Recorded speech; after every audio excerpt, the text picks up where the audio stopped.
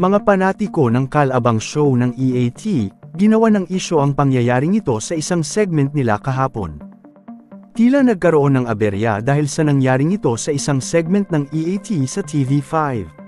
Dahil nga dito, kinu-question tuloy ng mga netizens kung totoo nga bang may nangyaring dayaan at hindi napagbigyan ng isa sa dapat ay nanalo. Ayon pa nga sa iba, mukhang pati ang EAT ay nadamay na daw di umano sa mga dayaan sa palaro. Hindi na bago ang ganitong mga balita dahil noon pa man ay nagkakaroon na ng aberya ang iba pang mga show. Kagaya na nga lang noon sa show ni Willie Rebillame na Pera o Bayong. Wala ni isa sa bayong ang papremyo na ikinagulat ng lahat. Pati na rin sa Tape It Bulaga noong nagsisimula sila ng malamang kakilala ni Buboy Villar ang isa sa mga contestant. Tila pinili daw ng host ang gusto niyang isali sa laro dahil nakilala ng netizens na tauhan niya ito. Inamin naman ni Buboy na kakilala niya ang lalaki.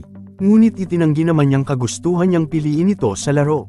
Ang co-host niya daw na si Cassie ang pumili sa nasabing contestant. Ngayon ay usap-usapan naman ang nangyari sa EAT matapos magkaroon ng dayaan umano sa Sugod Bahay mga kapatid. Sa latest episode ng Sugod Bahay, medyo nahirapan ang mga host na mahanap ang winner. Nakailang bunot ng numero ang The Barkads dahil ang nabubunot nila ay wala sa pila. Kahit nabilangan na nila ito ay hindi pa rin nakakarating sa kanila ang dapat na nakapila sa numero. Sabi pa ni Mayor Jose Manalo, na baka nasa bahay pa ang mga natatawag at nang malaman nilang sila ang nanalo ay kinakapos na sila sa oras para pumunta sa mga host. Dahil unfair naman umano sa mga nakapila sa initan dahil yung iba ay nasa bahay at pupunta lang kapag sila ang natawag.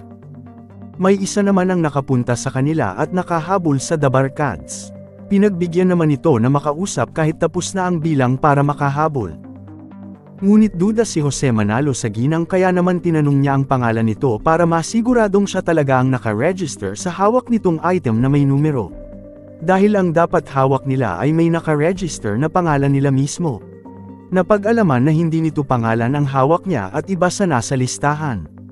Dahil ang nakaregister ay ang anak ng ginang na dapat siya ang pumunta at may hawak. Kaya hindi napagbigyan Manalo ang ginang dahil ang dapat natatanggap ng premyo ay ang anak nitong nakaregister. Marami naman ang nagsabi na tama lang ang ginawa ng EAT, dahil kung pagbibigyan nito ay unfair sa mga tama ang ginawa para sana manalo.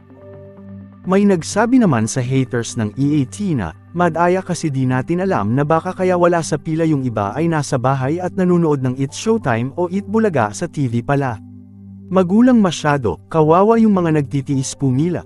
Mayroon naman nagtanggol at sinabing, that's right, good job Jose Manalo, be fair to everyone. Unfair naman kasi talaga sa iba yun, at kawawa naman ang nakapila.